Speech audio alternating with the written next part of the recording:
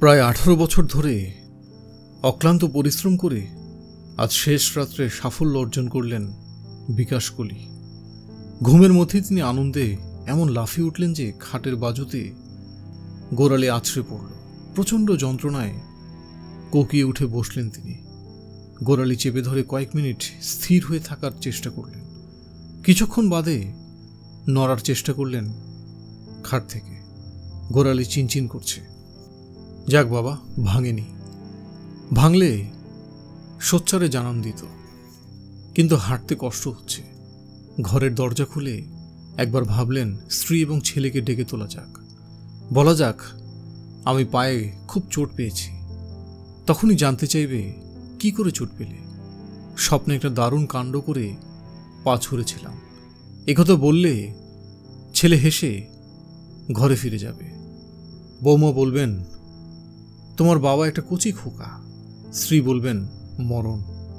অতএব অন্যকে কিছু না বলে বাথরুমে আধ বালতি জলে পা ডুবিয়ে দাঁড়িয়ে রইলেন মিনিট 5। এই দাঁড়িয়ে থাকার সময় তিনি কিছু সার সত্যি উপলব্ধি করলেন। একটা বিশেষ বয়সে পৌঁছাবার পরে পুরুষ মানুষের কোনো বন্ধু থাকে না। ভাই বোনদের মধ্যে যে সম্পর্ক, তার থেকেও দূরের সম্পর্ক হয়ে যায় স্ত্রীর সঙ্গে। স্বামী বুড়ো হলে স্ত্রী মুখ খুললেই ঠেস দেওয়া কথা, বিদ্রূপ ইত্যাদি গলগল করে বেরিয়ে আসে। অথচ এই স্ত্রী বিয়ের পর থেকে 10 বছর কি মধুর ছিল। তারপর 10 বছর ছিল চাটনির মতো, কখনো টক, কখনো তিতকুটে। তারপর কখন কেমন করে বুনো ওল হয়ে গেল কে জানে। ছেলেটার দিকে তাকাতেই মেজাজটা গরম হয়ে যায়। একটা যুবক একই সঙ্গে মায়ের খোকা আর স্ত্রীর হাতা কি করে হতে পারে ভেবে পান না বিকাশ কলি। পড়াশোনায় ভালো, তাই ব্যাংকে ভালো চাকরি পেয়েছে। সেই সুবাদে দারুণ সুন্দরী বউ। সেখানেও লেঙ্গি খেয়েছেন বিকাশ কলি। প্রেমে পড়ার কিছুদিন পরে ছেলে এসে তাকে বলল, বাবা আমি আর কি, বুঝতেই তো পারছো, কিছুই বুঝতে পারছি না, তুমি কি করছো। বিকাশ কলি অবাক। একটা প্রমোশন হয়েছে, আর পয়া, মানে পয়াকে কথা দিয়েছি। পয়া সে কি কথা দিয়েছ? কি কথা দিয়েছি বুঝতে পারছো না? ওকে তোমার বৌমা করব। ও কে পয়া? আমার কলিগ, তবে অন্য ব্রাঞ্চে কাজ করে। তোমার জননী জানেন? মা খুব খুশি, বলল যেমন মা চেয়েছিল পয়া তেমনই। কিন্তু এরপরে আবার কিন্তু আসছে কেন? পয়ার খুব আপত্তি। ও বলেছে তোমার বাবাকে প্যান্ট পরতে হবে। হ্যাঁ, আমি কি পরবো তা আমার বউ ঠিক করবে? না না, যতক্ষণ ও বাড়িতে থাকবে ততক্ষণ তুমি প্যান্ট পরে থেকো। ও বেরিয়ে গেলেই তোমার ধুতি। বুদ্ধি দিল ছেলে। অসম্ভব, আমি কখনোই প্যান্ট পরিনি। ধুতি বাঙালির প্রধান পোশাক। আজ বাঙালি তার বৈশিষ্ট্য হারাচ্ছে। আমি চরিত্রভ্রষ্ট হতে পারবো না। তার মানে তুমি পয়ার অনুরোধ রাখবে না? কোনো প্রশ্নই ওঠে না। তার মানে তুমি চাও না এই বিয়ে হোক? আমি ধুতি না খুললে যদি তোমার বিয়ে না হয় তাহলে আমার কিছুই করার নেই। এবার আমাকে শান্তিতে কাগজটা পড়তে দাও। তবুও বিয়ে হয়েছিল। সেই রাত্রে স্ত্রী ঘরে ঢুকেছিল। তুমি খোকার বিয়ে ভেঙে দিতে চাইছো? কি করে ভাবলে এ বাড়িতে তুমি যা চাইবে তা হবে? আমি কিছুই ভাবিনি। ভেবেছ? ভেবেছি, হ্যাঁ। খোকা পছন্দ করে বিয়ে করলে আমি মেনে নেব না, তা তুমি ভেবেছ। তাই আমার সঙ্গে জোট বাড়তে চেয়েছ। কিন্তু তুমি ডালে ঘোরো, আমি ঘুরি পাতায়।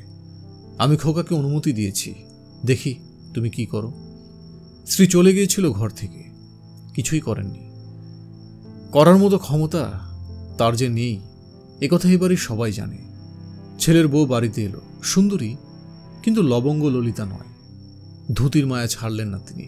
কিন্তু তৃতীয় দিনের সকালেও বাড়ির ছাদে উদাস হয়ে দাঁড়িয়েছিলেন। বৌমা এলেন।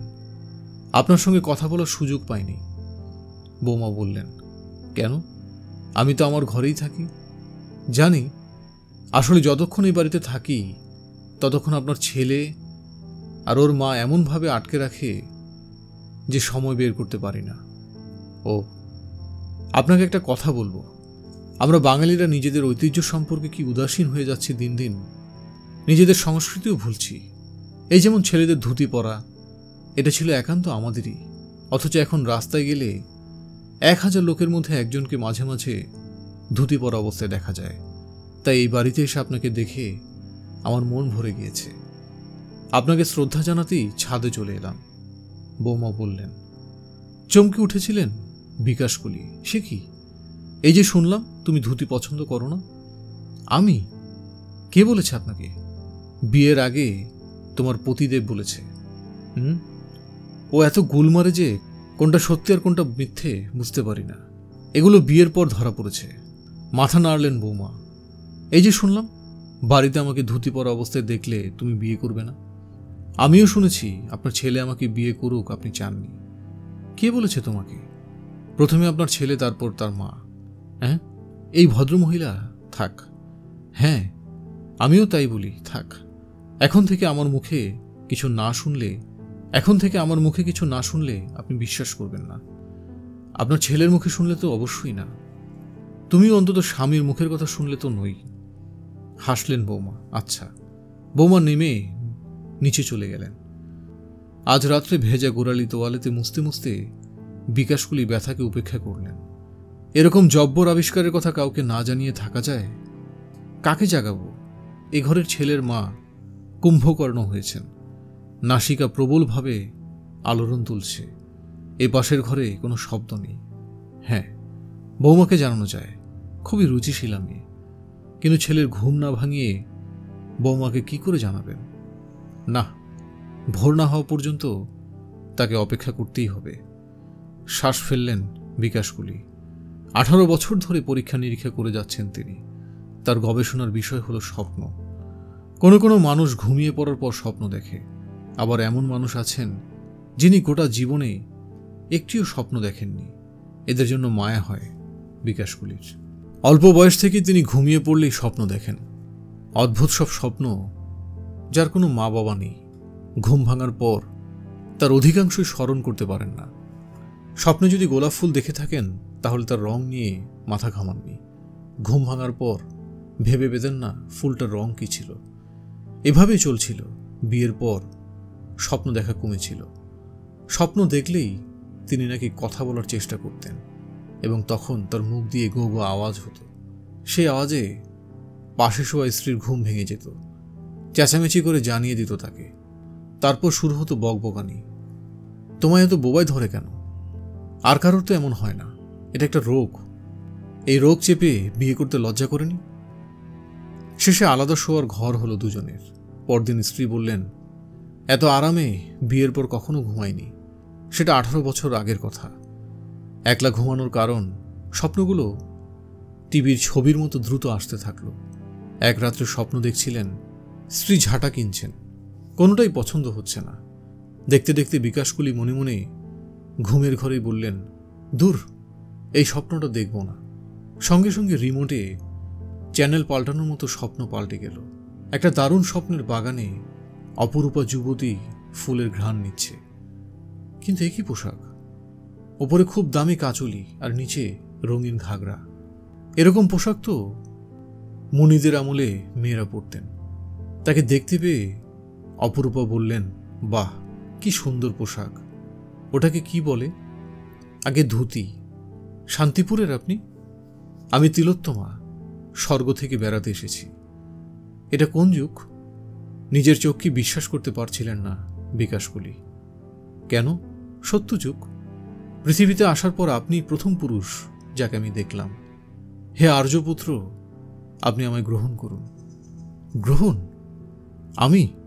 নিজের কানকে বিশ্বাস হচ্ছে না আমার। হ্যাঁ ধীমান, সচিমাতা আদেশ দিয়েছেন আমি এক শর্তে পৃথিবীতে যেতে পারি, এবং শর্ত পূর্ণ না হলেই স্বর্গে ফিরে যেতে হবে আমাকে। কি শর্ত? প্রথম যে পুরুষকে আমি দেখব তাকেই পতি হিসেবে বরণ করতে হবে। খুব ভয়ে ছিলাম যদি কুৎসিত অথবা বৃদ্ধ আমার সামনে এসে দাঁড়ায়, কিন্তু আমার মন এখন আনন্দে উজ্জ্বল। আপনার মতো সুপুরুষকে এখানে পাবো ভাবতে পারিনি। আপনার পরনে কি যেন ছিল বললেন? ধুতি? আচ্ছা, কি সুন্দর। আসুন, এগিয়ে আসুন। কিন্তু আমি যে বিবাহিত। হাসল তিলোত্তমা। তাতে কি হয়েছে? বীর্যবান পুরুষ তো একাধিক স্ত্রীর সাথী হতে পারেন।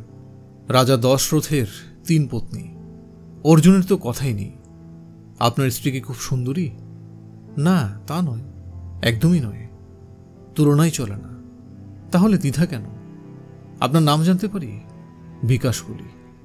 বাহ, আপনি আমাকে তিলু বলে ডাকবেন, আর আমি ডাকব বিকু বলে। তিলোত্তমা দুহাত বাড়িয়ে এগিয়ে আসতে আসতে ডাকল, এসো বিকু। সঙ্গে সঙ্গে দরজায় বিকট শব্দ। ঘুম ভেঙে গেল বিকাশ কুলির। কোনো রকমে জিজ্ঞাসা করলেন, কে কে ওখানে? তখন পুত্র 8-9 বছরের বাইরে থেকে চেঁচিয়ে বলল, তোমাকে বোবায় ধরেছে। মা বলল পাশ ফিরে শুতে। এত রাগ হচ্ছিল তার। কিছুক্ষণ সময় নিলেন রাগ হজম করতে, তারপর পাশ ফিরে শুলেন। ঘুম এলো। এক স্বপ্ন। এবার একটা সাপের ব্যাঙ ধরা দৃশ্য দেখলেন। কোথায় তিলোত্তমা? 20 বছর ধরে চেষ্টা চালিয়ে গেছেন বিকাশ কুলি। এর মধ্যে কয়েক হাজার স্বপ্ন দেখেছেন তিনি। প্রতিটি স্বপ্নের ডিটেলস পরদিন খাতায় লিখে রাখতেন। সারা দিন ধরে তিলোত্তমাকে ভেবেছেন যাতে রাত্রে স্বপ্নে দেখতে পান। কোথায় কি? হ্যাঁ, প্রতি রাত্রেই স্বপ্ন দেখেন তিনি, কখনো ফুলের, কখনো পাখির। মৃত আত্মীয়রা বারবার আসেন স্বপ্নে, কিন্তু তিলোত্তমার দেখা নেই। স্বপ্নের খাতাটা বেশ মোটা হয়ে গেছে। প্রতিটি স্বপ্নের আলাদা নাম্বার দিয়েছেন। তিলোত্তমার স্বপ্ন 122 নম্বরে। রোজ রাত্রে শোয়ার সময় 122 নম্বরকে স্মরণ করেন বিকাশ কুলি, কিন্তু কোনোভাবেই স্বপ্নটা ফিরে আসে না। আজ রাত্রে হঠাৎ একটা সুন্দর ফুলের বাগান স্বপ্নে দেখতে পেলেন। দেখেই মন চঞ্চল হলো। খানিকটা এগোতেই হাড় জিরজিরে এক সাধুকে ধ্যানময় অবস্থায় বসে থাকতে দেখলেন। ওরকম কুৎসিত কঙ্কালপ্রায় সাধুকে দেখতে তার একটু ইচ্ছে করল না। মনে মনে বললেন, বাগানের অন্য প্রান্তে চলে যাই। সঙ্গে সঙ্গে তিনি যেখানে এলেন সেখানে একটা সরোবর চোখ পড়ল। মৎস্যকন্যারা খেলা করছিল।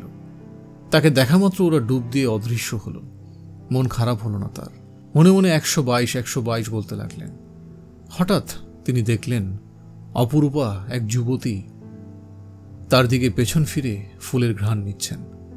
আনন্দে চিৎকার করে উঠলেন তিনি, তিলু, তিলু, তোমাকে শেষ পর্যন্ত দেখতে পেলাম। আর আনন্দটা এত উদ্দাম ছিল যে লাফিয়ে উঠেছিলেন ঘুমের ঘোরে। খাটের বাজুর উপর পড়ল কোরালি। তীক্ষ্ণ যন্ত্রণায় ঘুম ভেঙে পড়ল। বাথরুম থেকে বেরিয়েও খোঁড়াতে হচ্ছিল, কিন্তু তাদের কোনোই দুঃখ ছিল না বিকাশ কুলির। নিশ্চয়ই হাড় ভাঙেনি, ভাঙলে হাঁটতে পারতেন না। অতএব ব্যথার কথা ভুলে গিয়ে নিজের খাটে বসে তিনি হাঁটুর ওপর তবলা বাজালেন।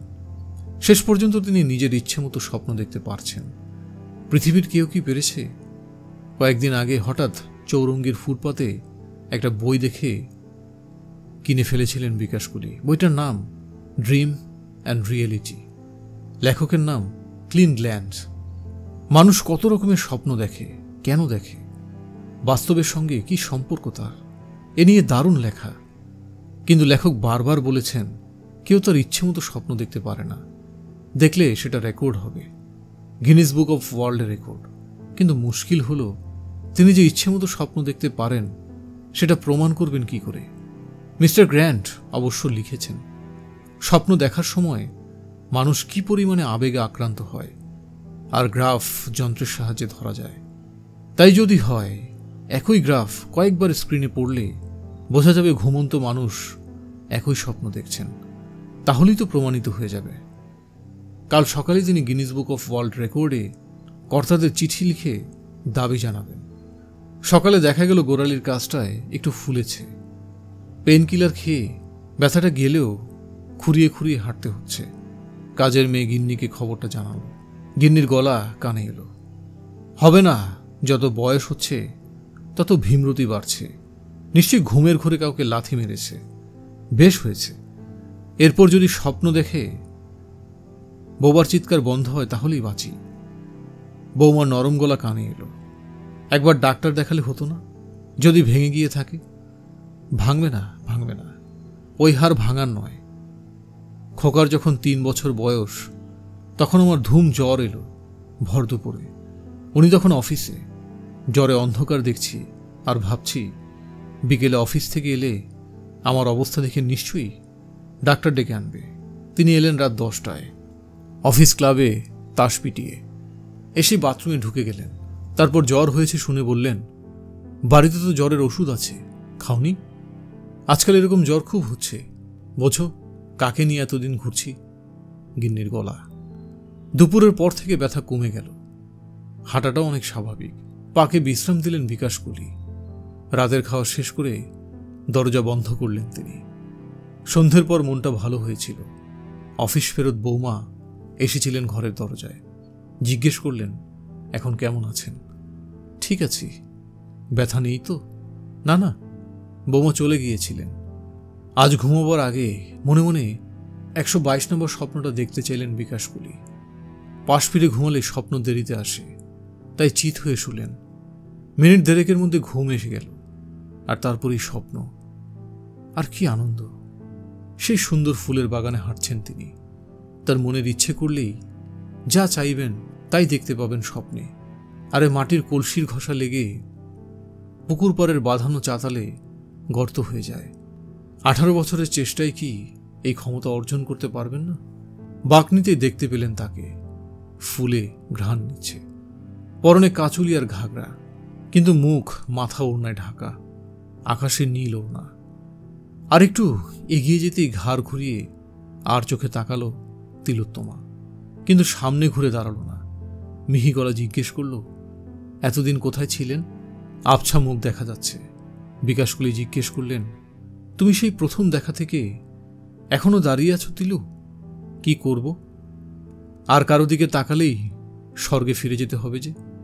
তিলোত্তমা বলল, বিকু, আমাকে গ্রহণ করো। সেটা কিভাবে করব? হৃদয় শরীর রোমাঞ্চিত হল বিকাশকুলির। ফুল পাখি আকাশে সাক্ষী রেখে আমি ঘাসের শয্যা পেতে রেখেছি। তিলোত্তমা এগিয়ে এলো। আর বিলম্ব সহ্য করতে পারছি না প্রিয়। ধীরে ধীরে ওড়না সরিয়ে দৃষ্টিবান নিক্ষেপ করল তিলোত্তমা, কিন্তু ওড়না সরে যেতেই চমকে উঠলেন বিকাশকুলি। তিলোত্তমার মুখটা বৌমার মুখ হয়ে গেছে কি করে? অবিকল বৌমা। তিনি চিৎকার করলেন, তুমি তুমি কে? তিলোত্তমা বলল, বিকু, আমি তিলোত্তমা, মা, তুমি মা। 3 হাত পিছিয়ে গেলেন বিকাশকুলি। কি, আমাকে মা বলে ডাকলে? হায়, আমাকে ফিরে যেতে হবে স্বর্গে। যাওয়ার আগে তোমাকে অভিশাপ দিচ্ছি, এই জীবনে তুমি আর কখনো স্বপ্ন দেখতে পারবে না। লাফিয়ে উঠলেন বিকাশকুলি। সঙ্গে সঙ্গে প্রবল যন্ত্রণা। মাটিতে শুয়ে গোঙাতে গোঙাতে বুঝলেন এবার সত্যি তার হাঁটুর হাড় ভেঙে গেছে।